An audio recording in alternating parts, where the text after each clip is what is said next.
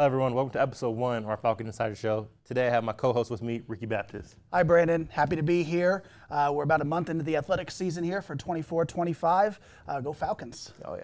Been a great year so far. I mean, last week, women's golf. What a great start to their season. 2 top 10 finishes. Lorena at 4th. And then Anoa at 6, Yeah, so new head coach Paul Chavez, his first tournament there with the ladies, have 2 golfers there on the women's side. So, they're just kind of playing for those individual standings. And like you said, to get a top 4 finish as a freshman there for Lorena and then a top 7 finish for the returning LSC newcomer of the year there, that's a pretty good start for them. See if they can build off of that, get some momentum. They don't have a ton of fall tournaments scheduled. And, hopefully they can get some reinforcements coming into the spring. Oh, yeah. If she keeps up this pace, I mean, easy nomination for a freshman of the year. Absolutely. I would say we could get back-to-back there, newcomer of the year. But yeah, again, finishing 4th in a tough tournament like that at Cameron, which is a pretty dang good team there. Obviously a really tough conference, so we'll see how she stacks up with the rest of the league when she starts playing those teams. But for your first tournament to finish, top 4 like that and lead your team, that's pretty good. So Chavez has a good one on his hands. Oh, yeah. It's a great team. And they'll be back in action October 7th at CSU Pueblo, fall invite. So that'll be another kind of great test for them and see how they do. Yeah, our MAC schools are good at pretty much every sport, and golf is no exception to that. So it'll be another tough field there for the Falcons. And so we'll see how that Falcon duo can do, following up there, like you said, 2 top 10 performances, see what they can do this time. Yeah. I mean, soccer also had another great week last week. 6-2 versus Wayland Baptist. Second most goals or most goals since last decade. Most goals in the last 10 years. 2014, they had an 8-0 win over McMurray. So most goals since that match. Had two goal scorers in Andy Garcia and Laura Perez. Laura Perez also had an assist, so she had 5 points on the match. That's big for a team that, Coach Tejas talks a lot about right now. Her team is 4th in the nation in shots on goal per match and top 10 in just shots per match. So, you can't score if you don't shoot. Yeah. So it starts there. And so they're getting those shots, and we saw those goals come last time out at Wayland Baptist, earning the first road win of the season. So that's some really good momentum now going into conference play. Now it gets tough. Now they play a Texas A&M international team who they haven't beat since 2015, I believe it is. So, I think that's approaching 9 or 10 years on that stretch. Yeah. So, conference play, that any sport will tell you, that is completely different than the non-conference portion of your season. So that's kind of the goal in that is, you get some reps against good teams, but doesn't really mean anything. Now you throw that all out, conference play is a completely different animal. We're going to see the same thing with volleyball coming up here too. Yeah. I mean, like you said, play Texas A&M International tomorrow, 7 p.m. So if you have anything, you're not doing anything, come on out to UTB Kirk Field. It should be a great match. Yeah. Coach Tejas again in her 3rd season, and the Falcons. We need your support. This is, like I said, 3rd year. This is a big season for the Falcons. So if you can definitely make it, come on out. It's going to be a great atmosphere. It's going to be a great game, and the Falcons are going to put on a show. Yeah, kind of keep, like you kind of mentioned just briefly a moment ago. Volleyball now kicks off their Lone Star Conference play on Thursday. Yeah, so volleyball, I'd say, is probably the hottest sport at UTPB right now. They're on a 7-match winning streak, which is incredible, coming off of 2 wins at the Lone Star Conference crossover in Laredo, Texas, last weekend. They beat the host, the Dust Devils, Texas A&M International, 3-0. And then they also swept Lubbock Christian, which is a big match, a team that beat us in conference play last year. In that match, though, the Falcons were incredible. Not just a sweep, but they hit 392%. Yeah. And so for anyone who maybe doesn't know volleyball, think of it in kind of baseball terms. If you can hit over 300, you're doing pretty good. Hit 392, just not to spoil it too much, program record. Yeah. So the Falcons are super hot right now. And again, this is going to be a tough week. Open up Lone Star Conference play on Thursday. They got Eastern New Mexico. Should be a really good match. I think that we beat them in 5 sets, 3-2, 15-13 in the 5th set last year. And then it doesn't get any easier on Saturday. They play West Texas A&M right now, a top 10 team in the country, defending national runners-up. So you talk about that non-conference, then hitting the conference, it's going to come right at you fast if you're the Falcons. So how they kind of handle this week, I think, will be telling on how the rest of the season can go. Yeah. I mean, and kind of like you said, International and Lubbock Christian, who was projected to finish 7th and 8th in the conference in the preseason polls. Yeah, and we were tied for 9th, so beating 2 teams ahead of you, that kind of gives you a little bit of a vault up the standings there. So they've got the momentum. Yeah. And then the other thing that I think is really cool right now is, as with a lot of our sports, first-year head coach. CJ Allard right now has them, again, playing really well. He's just a really impressive presence on the sideline for the Falcons. He never gets too high or too low. He's really smart. He knows volleyball. He knows he's been making great use of challenge calls. We saw that at home a couple weeks ago in our big 5-set match against Southeastern Oklahoma. Again, Coach Allard and Coach Cindy Miller, his new assistant coach, they got this team firing all cylinders. So huge accomplishments, doing things that have, like I said, broken the school record in hitting percentage, so doing things that have never been done before in the program in his first season. So really excited to see how they can continue that this year and what the future has in store for the Falcons in future seasons as well. Yeah.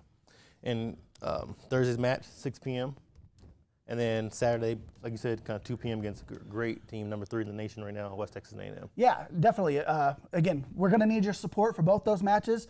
The conference opener on Thursday, and then, Saturday. It doesn't get any bigger than that. You got the national runner-ups in your building. A chance, like, if you want to make that run for the postseason and show you're serious, that's got to be the match that you show up. And, expect the Falcons to do that. They've done it all year. They've played another nationally ranked team and took them to 4 sets. So, they're not going to back down and just let a team walk all over them. But, again, we need everyone to do that. So definitely come out to the Falcon Dome if you can make it.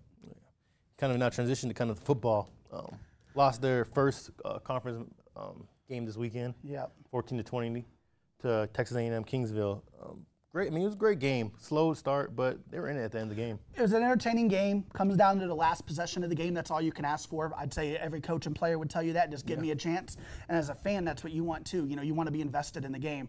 I think the week before against Adams State, it's pretty easy to check out in the middle of the 3rd quarter in that game. This game was not that. Like, the Falcons had a chance to the very end. That's kind of the spirit of what the Falcons have been in 2 seasons under Chris McCullough. Is they don't give up on games. They're right there, and this was no exception. Wasn't able to pull it out in the end, but again, that fighting spirit is what we love about this team. So, tough loss, first conference loss in 2 seasons. But they got to bounce right back this week, at Midwestern State in Wichita Falls. So, welcome again to the Lone Star Conference, one of the tougher conferences in Division II for any sport, but definitely for football too. So, there are no weeks off. We saw that with last week and with Kingsville, and that's going to be the same this week. Oh, and I mean, kind of like Coach McCullough said in our press conference, this conference is probably going to beat each other up. So even though they've lost 1 match in conference play, there's still a chance for them to win that title again this year. 100%. Falcons are not out of it by any stretch of the imagination. Every team right now can say the same thing, and that's they control their own destiny.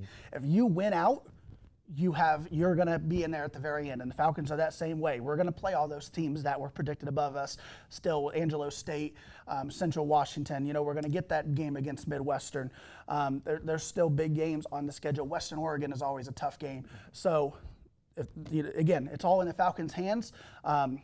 I think Coach McCullough will always tell you, his formula for success is winning the trenches and winning the running game.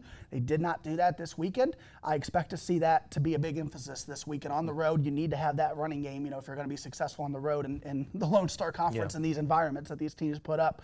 Be on the lookout for that. But defense did a good job last game too, 20 points per game. So, Falcons aren't going anywhere. They're in these games. I think that was the hallmark of the team last year. It's just a lot of close wins, but a lot of really good games. You don't win all those games. You just don't. Like, it's life, but they're in these games. They're fun. So, again, another team, we need your support. Come on out if you can. And kind of a quick wrap of it. The defense only gave up 3 points second half. Exactly, so they put that together for 4 quarters. It's a scary team. Yeah, it really is. Football's hard. Every coach will talk about the 3 phases of the game, and so you're trying to get all those going, to perfection at the same time is almost impossible. But when you do that, that's when you have really good teams, and that's what we saw the first couple games of the season here for the Falcons. It's not going to happen every game. You got to stay together. I think Coach talks a lot about, his team camaraderie right now and how, nobody's really turning on each other. Like, they're more mad at themselves than anything, but they're not mad at their teammates or their brothers or anything like that. So, that's really good to see. So, again, Falcons are not going anywhere. Real quick, if you want to give a little plug for our sponsor for our road game this weekend. If you can't make it to the game this weekend, head on down to Marty G's.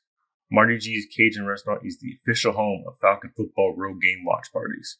Come enjoy great beverages and authentic Cajun dishes with the Falcon Alumni Network in a vibrant and family-friendly atmosphere. This venue offers indoor and outdoor patio seating. There will be free beer available for those that attend, but donations are always appreciated. Your donations will help support events like this going forward for our most loyal supporters and alumni. Falcons up. So it's a great place. I've tried it myself. Yep, and I was there for the last road game when we played at CSU Pueblo. Great Cajun food, like you said, good atmosphere, good ambiance, great fans that you're around, get to watch the game. And then one of the bigger sells for those of you that are over 21, free beer. So if you're not over 21, I didn't say that, but for everyone else, yeah, if you're looking for a great venue to watch the Falcons, there's nothing better than Marty G's. Oh, yeah. And kind of now heading on over to cross country, came in third, the New Mexico Junior College invite. Yep. And they'll also compete there again this weekend on Friday. Absolutely. So going back to the same venue, back-to-back weekends. This will be the first evening race of the season for the Falcons on Friday. I think it's 6 p.m. if I'm not mistaken.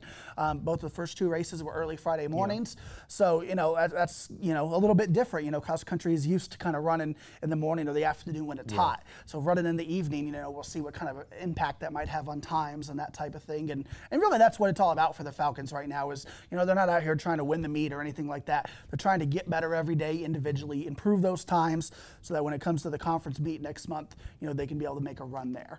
And so we've got a full healthy team right now, had 6 runners compete this last weekend. So, Coach Hernandez and, her second year, one of the younger coaches in the country for any sport, it's taken some time, but she's got that team kind of humming right now and see if they can continue that this weekend again in New Mexico. Yeah, and Alana was our top runner, finishing 27th at that meet. So no surprise there. I mean, she's one of the better runners probably in the program that they've had.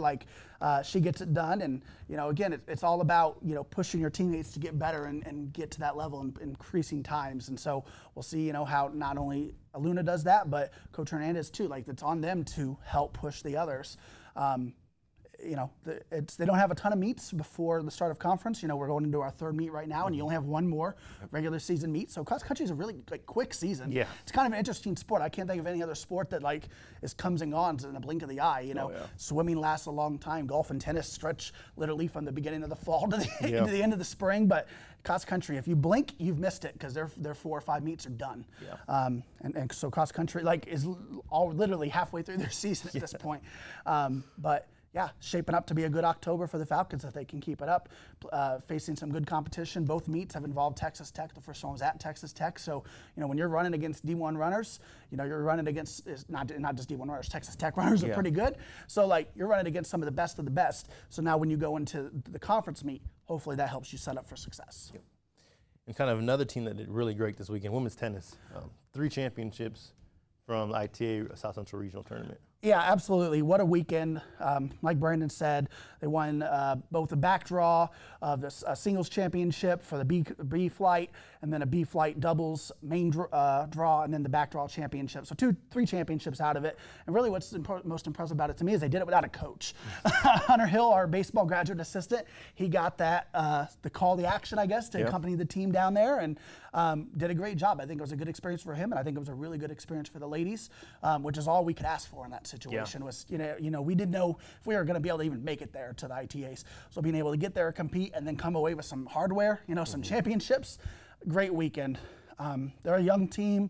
There's going to be a lot of success in that team's future, I think, before too long. And our new coach, Chris Tolson, this is his first week. We'll see what he can do. He's got all kind of winter break now to work with the ladies and work with the men's team too.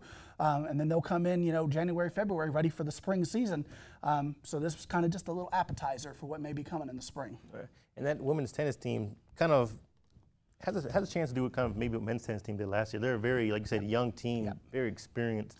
They have a lot of great players coming back as well as people they recruited and brought in this year. Yeah, I think they have some really talented freshmen and some sophomores ready to make that next step that blend very well with the returners that you're mentioning. They're deep. They look formidable. And yeah, if you're looking for a dark horse team to support this year, similar to kind of the men last year, I think the women can definitely be that team this year. Kind of like you talked about, the men's will now be back in action. The same tournament, ITA South Central Regional, this week, Thursday through Saturday. Yeah, exactly. 3 days, same as the women's. Really important tournament. So, last year we had a couple players that were able to qualify for the ITA Cup, which is what happens when you win or make it to a championship in this match or in this upcoming tournament. You go to the ITA Cup, and that's where you have a chance to become an All-American. So this year, the Falcons are going to look to repeat that. We want to go back to the ITA Cup, hosted in Rome, Georgia. I'd say our best chance to do that right now is Jonathan Vega. Leading the team right now is the new number one of the better players on the team last year, and he looked really impressive in their first tournament that they had this season at Hardin-Simmons. So we'll see if he can use that momentum.